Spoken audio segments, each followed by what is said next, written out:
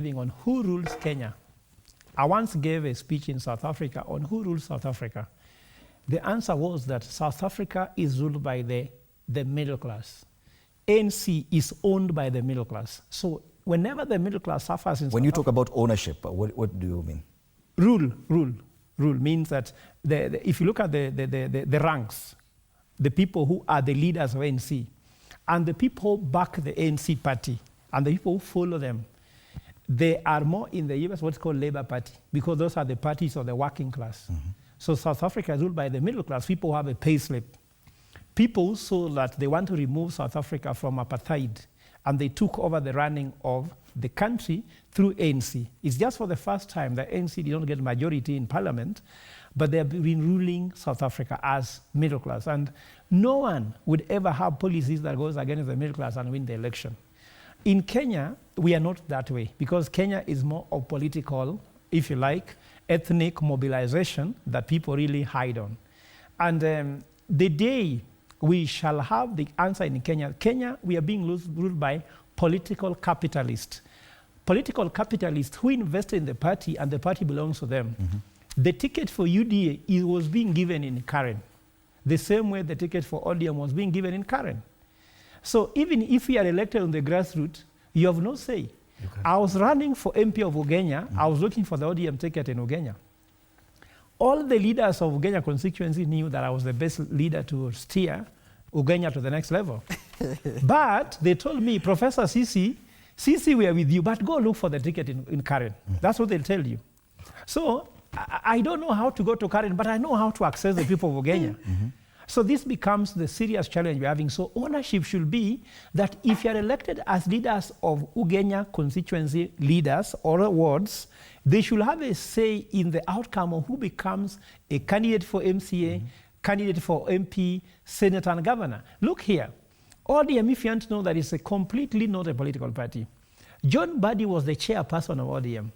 He was seeking the ticket for Homa Bay. He didn't get. Mm-hmm. The chairperson. The person who owns the party, Raila Odinga, so the person Ida and Raila wanted, got the ODM node for Homa Bay. I go to Nyamira.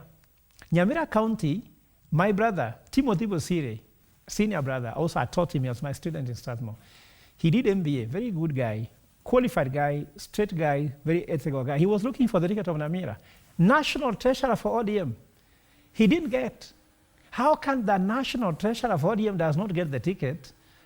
And he wants it. Well, you can say democracy. Truth be said, is that means that party is not even by the people whom we see there. So for that matter, all the political parties in Kenya are governed by political capitalists, because single-handedly Raila founded ODM. He registered the party, no one funded the party, and now even the checkbooks must be somewhere under his bed in Karen. The same way to William Ruto. It belongs to him. If you go to Jubilee, it belongs to who? It belongs to Uhuru Kenyatta. Azimio documents, all of them are with Uhuru Kenyatta. So you are looking at the people who own political parties who are big, are first big capitalists with good money. Secondly, they are big people who lead communities called kingpins. Then secondly, are you saying these attempts at grassroots elections are nothing? They are shambolic, because you see what's happening is, this consensus, where are they done? Where are they done? The consensus are done, the command center is in Karen, isn't it? Even for UDA, you guys also getting parties, for example, to get Susan Kihika of Nakuru, it was consensus. Even go to all your governors, most of them, and senators, there was no proper nomination. And let me just compare UDA and ODM nomination to get the figures right. Now, Fred, do you know how much money we spent in the general election, 2022? Shy of 60 billion in general election, isn't it? Mm-hmm. So the cost of every vote was 2,000 shillings per voter. That is how to put a vote into the system was 2,000 per vote, if I tally the number of votes which were done. Now, when UDA was using 260 million to conduct a national election, while the national election in Kenya is done using 60 billion, are you going to get the results? Can somebody spending 60 billion get the same result with someone spending 260 million?